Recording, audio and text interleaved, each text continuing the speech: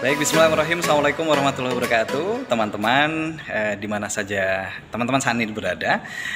Alhamdulillah pagi ini saya bisa berjumpa dengan beliau, Prof. Sudadi. Beliau adalah guru besar di Fakultas Pertanian Universitas 11 Maret Surakarta. Dan mudah-mudahan kita nanti bisa dapat lagi inspirasi dari tokoh-tokoh inspiratif kita. Salah satunya adalah beliau. Dan langsung saja saya kenalan dan bertemu dengan beliau. Assalamualaikum warahmatullahi wabarakatuh, Prof. Waalaikumsalam warahmatullahi wabarakatuh. Salam kenal teman-teman juga. Baik, sehat ya, Prof ya? Alhamdulillah, Alhamdulillah sehat. Ini sudah hampir 2 tahun atau berjalan 2 tahun ya, Prof ya? Iya. Untuk pandeminya. Maret itu 2 tahun persis mungkin kita. Sudah kangen sama adik-adik mahasiswa? Wah iya, ini sudah hampir 2 tahun kita nggak ketemu. Jadi yang masuk tahun 2000 kemarin sampai sekarang belum ketemu. Ketemu hanya di dunia maya aja. Ya, Prof. Jadi online terus ya, Prof ya. Baik, vaksin sudah selesai dong, Prof? Vaksin udah lama, kebetulan. Mudah-mudahan. Ya tawakalnya bukan ke vaksin ya. Betul. Tawakalnya kepada Allah kita. Ya. Salah satu jalannya vaksin gitu ya, Prof ya. Prokes itu syaratnya. Ya. Baik, Prof. Prof guru besar di Fakultas Pertanian, khususnya di bidang apa, Prof? Saya di bidang teknologi pupuk hayati. Ya. Mungkin agak asing ya. Atau baru ya, bukan baru sebenarnya. Oh, bukan baru. Lama itu udah ribuan tahun yang lalu mungkin sudah digunakan. Hanya dulu kan tidak sengaja ini merupakan pupuk hayati kan tidak. Jadi biofertilizer bahasa Jawanya. Pupuk hayati jadi yang pupuk yang bahan utamanya itu mikrobia hidup yang mampu meningkatkan ketersediaan unsur hara bagi tanaman atau juga bisa menghasilkan faktor pemacu tumbuh tanaman, itu pupuk hayati. Baik. Jadi pupuk itu kan ada macam-macam pupuk kimia yang isinya bahan-bahan dari anorganik ya, kemudian pupuk organik dan pupuk hayati. Saya guru besar per Desember 2020. Ini hampir berjalan 1 tahun ya. 1 tahun. Ya. Baik. Ya sebenarnya ya terlambat ya untuk kenapa, Pak? usia saya. Mestinya ya guru besar itu ya yang masih muda itu harusnya sudah mencapai guru besar. Umur 40-45 itu kalau bisa untuk adik-adik teman-teman kalau bisa ya mencapai guru besar ya umur 40-45 lah. Wow, Jangan ya. saya sudah hampir 60 itu. Baik, Udahan ya 58 kemarin ya. 58 lebih. Tapi kalau pengajar dosen tuh nggak kelihatan kok, Prof. Muda terus. Kebetulan karena badannya kecil jadi langsing kelihatan, tapi kalau dari ini udah agak berubah sedikit ya, Prof ya, tapi nggak apa-apa. Penting kan semangatnya selalu muda nih, Prof. Baik, jadi kalau profesor di bidang itu di UNS ada berapa orang, Prof? Kalau pupuk hayati hanya saya. Kalau profesor kan biasanya kan ada mata kuliah lebih spesifik. Bidang apa gitu ya. Untuk di bidang pupuk hayati, teknologi pupuk hayati ya baru saya. Baik. Baik, mudah-mudahan nanti ada kader-kader berikutnya ya, Prof ya. Ya, jelas itu harus lebih kader banyak dari mahasiswa kita yang tertarik untuk mengembangkan teknologi pupuk hayati ya kita bimbing untuk bisa menjadi ahli-ahli di bidang pupuk hayati. Ahli di bidang pupuk hayati ya. Baik, nah Prof, ini kalau kita ngelihat sekarang perkembangan pertanian yang ada di Indonesia, kita tuh kurang apa sih, Prof? Lahan ada, SDM ada, pupuk hayati banyak nih. Kemudian kayaknya nggak kekurangan orang pinter lah kesannya seperti itu. Tapi pertanian kita masih ranking berapa nih, Prof? Di dunia dan apa yang perlu dilakukan gitu, Prof? Ya terus terang aja kita sebenarnya harusnya ya malu ya. Kita itu menyatakan negara agraris, tapi pada kenyataannya kita itu ya hampir semua komoditas pertanian itu kita impor. Seperti termasuk pangan kita ya, beras itu juga masih impor. Ya. gandum apalagi. Waduh. Yang lain juga. Kedelai. Garam, kedelai udah jutaan, Iya. jutaan ton itu. Ukurannya bukan hanya ton Ribuan, saja, jutaan ton. Wow, ya. Dan ini sebenarnya kalau dari segi teknologi saya kira tidak ada masalah ya sebenarnya. Hanya memang tidak semudah itu untuk kita bisa swasembada itu karena memang penduduk kita yang jumlahnya sangat besar. Produksi padi misalnya ya sebenarnya besar gitu ya, 54 juta atau sekitar 60-an juta ton itu ada. Hanya memang konsumsinya kan memang besar ya. Itu yang menyebabkan, dan pemerintah saya kira memang harus mengamankan ya kebutuhan pangan sehingga walaupun mungkin sudah cukup produksinya tetap harus menjaga supaya stabilitas pangan itu aman gitu, kadang masih. Dan kalau masalah impor ekspor ini sebenarnya memang tidak semudah yang kita bayangkan kalau harus menghentikan dan sebagainya karena kita itu hidup di tengah masyarakat dunia yang global, seperti seperti kalau kita di masyarakat lah rumah tangga itu ya, ada hubungan kita dengan tetangga dengan relasi kita yang saling harus menjaga. Kadang-kadang kita memang perlu. Kadang kan kita dengar pemerintah mengekspor ini, tapi juga mengimpor, gitu. Kadang-kadang kan begitu. Karena memang itu satu bentuk relasi juga ya, harus menjaga. Kalau misalnya semua tidak kita impor, padahal mereka juga butuh mengekspor, seperti itu tukar tambah seperti itu. Tapi khususnya untuk hal yang memang seperti gandum dan sebagainya itu memang sebenarnya kita punya lahan dan bisa kita nanam sebenarnya. Hanya mungkin belum menjadi prioritas pemerintah mungkin ya sehingga ini belum dikembangkan. Yang jelas pemerintah saat ini sudah berusaha sangat termasuk mengadakan lahan-lahan yang khusus untuk produksi pangan itu ya. Jadi food estate itu kan ada di Kalimantan, ada sudah. Ini yang perlu saya kira mungkin perlu generasi milenial, generasi muda ini untuk membuka diri untuk bisa terjun ke dunia pertanian. Dunia pertanian sangat luas ya bidangnya. Bukan hanya dalam bayangan mungkin petani itu hanya yang nanam nyangkul itu sebenarnya kan tidak itu. Untuk menjadi pengusaha bidang pertanian itu sangat prospektif dan sangat luas. Ini dan tidak kalah dengan bidang lain. Kalau ingin menjadi orang kaya itu di bidang pertanian sangat menjanjikan. Sangat peluang ya. Iya, peluangnya sangat besar. Dan bahkan banyak lulusan dari bidang lain itu bisnisnya di bidang pertanian. Wah. Ini kan generasi muda milenial, harapan saya membuka diri untuk terjun ke pertanian. Pertanian bukan hanya sekedar, jangan digambarkan seperti orang pakai caping, pakai cangkul. Enggak. Sekarang sangat modern sekarang. Dan itu yang kita harapkan, modernisasi pertanian kita nanti. Tanpa generasi muda yang inovatif, yang maju itu ya kita ketinggalan terus nanti. Susah juga ya. Baik. Jadi untuk kata swasembada itu sebenarnya adalah perbandingannya imbang ya Prof ya, antara hasil pertanian dan juga jumlah penduduk yang ada di situ. Iya, memang itu. Untuk swasembada itu sebenarnya kita sudah pernah berswasembada tahun 84 Sekarang ini sebenarnya kan produksi beras kita ya mencukupi gitu. Tapi memang biasanya secara psikologis itu kan pemerintah perlu mengamankan jangan sampai nanti ada isu kurang dan sebagainya, itu bisa menimbulkan keresahan. Harus dicukupi betul itu. Walaupun produksi kita sudah cukup kalau beras saya kira.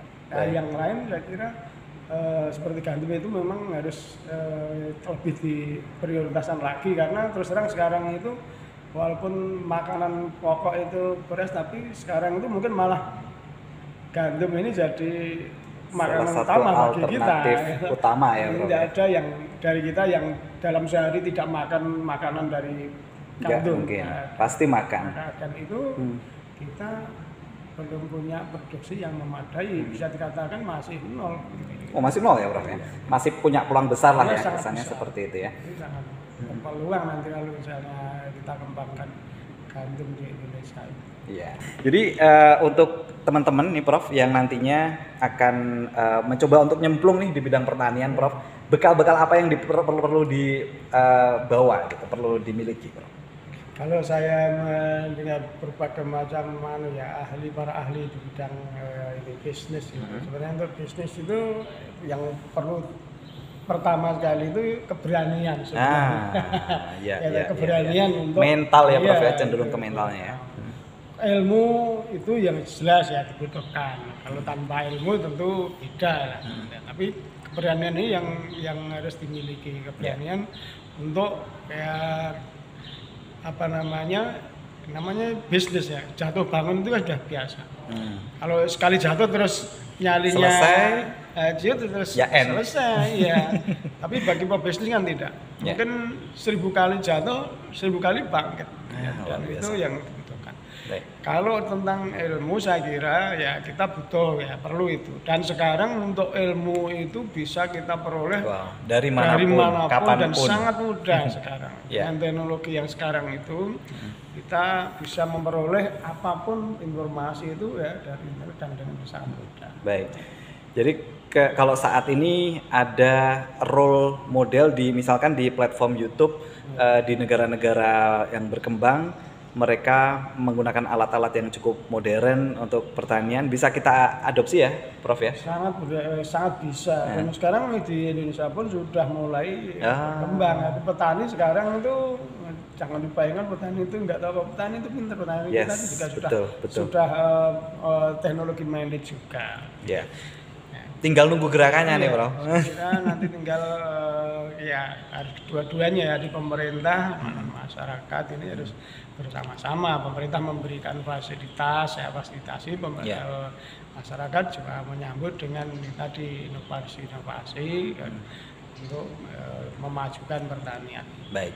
Jadi untuk teman-teman yang pengen belajar bertani untuk menjadi petani sukses, mudah-mudahan kedepannya yang perlu kita garis bawahi atau benang merahnya dari Prof tadi adalah mentalitas. Mentalitas kita yang benar-benar harus kita bangun ya Prof ya. Nah, berbicara mengenai mentalitas Prof, tentunya Prof juga saya pikir ada jatuh bangunnya untuk berada di titik saat ini menjadi guru besar di Fakultas Pertanian. Perjuangannya juga cukup panjang ya Prof? Ya, kalau perjuangannya ya memang panjang, 30 tahun. Wah, hidup memang perjuangan ya Prof ya? Itu dia. Hidup perjuangan, tanpa perjuangan ya nggak usah hidup. Ya nggak ada semangat hidup kan akhirnya. Betul. Nah, terkait dengan perjuangan Prof, khususnya di bidang akademis, sebagai akademisi Prof, nilai-nilai penting apa nih yang perlu teman-teman adopsi dari Prof? Saya kira ini yang perlu pertama memang tadi semangat itu ya, semangat, kemudian kedisiplinan, istiqomah mujahadah itu harus ya. Kalau tanpa istiqomah ya seperti obor lara. Semangat sehari 2 hari, seminggu 2 minggu, setelah itu padam. Tidak bisa kita. Kemudian mujahadah bersungguh-sungguh. Kalau tanpa bersungguh-sungguh ya tidak mungkin kita bisa mencapai cita-cita kita. Ya. Dan yang kedua tentu kedisiplinan ya. Kedisiplinan. Ada yang mengatakan kebenaran yang tanpa kedisiplinan itu bisa dikalahkan oleh kebatilan yang tidak berdisiplin. Ya. Al-kaku bila nitom, ya halibul kaku binitom. Al-batilu binitom, ya halibul kaku bila nitom. Kemudian yang terakhir tentu ya pertama ya harus setelah usaha secara dohir itu harus dikembalikan lagi dipasrahkan pada Allah. Tawakalnya jangan lupa, jangan salah tawakal. Jadi tawakal kita jangan pada usaha kita. Tawakal tentu harus kepada Allah. Supaya nanti kalau kita jatuh itu ya tidak. Jadi ingat di surat apa itu?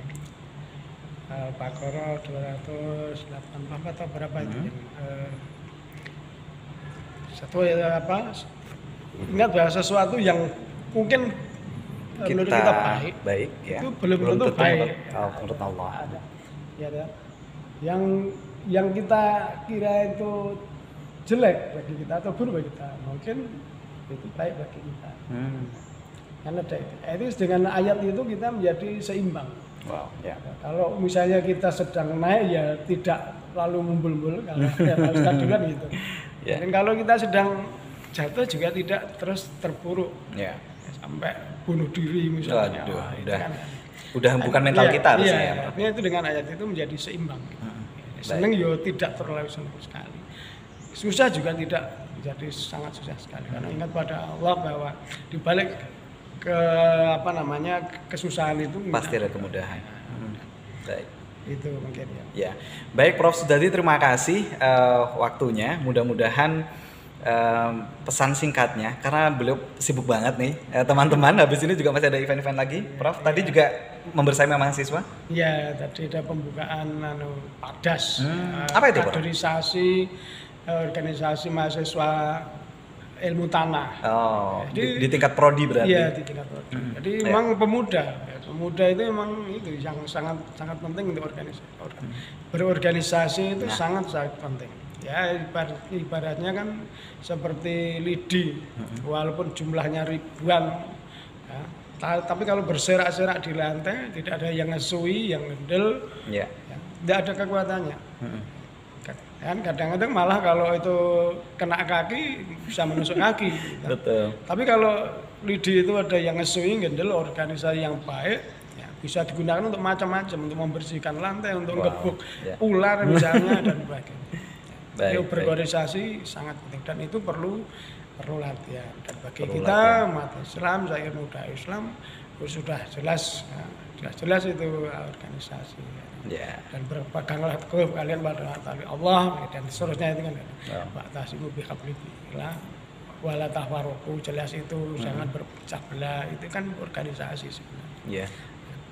Dan banyak ayat-ayat yang mendukung ke sana. Baik. Wah, menarik nih Prof, terima kasih. Vitaminnya satu, berani dan siap mental untuk menjadi seorang petani sukses. Kemudian yang kedua, tadi ada pesan-pesan untuk berjuang, semangat, sungguh-sungguh begitu ya Prof ya. Kemudian yang ketiga terkait dengan pentingnya organisasi ini teman-teman. Pentingnya kita kolaborasi, pentingnya kita mencari referensi sebanyak mungkin, dan pentingnya untuk terus belajar. Kira-kira gitu ya Prof ya?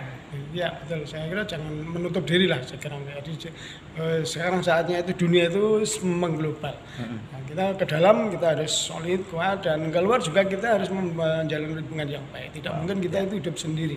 Jadi kalau sama Muslim ya kita bersaudara sama kita. Tapi dengan yang bukan Muslim, kita itu sebagai warga sama dunia, bangsa, sebagai bangsa, sebagai warga dunia, sebagai sama manusia, itu harus menjalin hubungan yang baik. Soal dunia itu kita bisa boleh bekerja harus sama.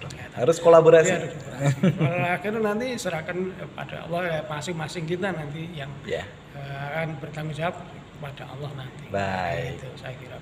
Terima kasih Prof. Poin keempatnya teman-teman, tingkatkan humanitas kita.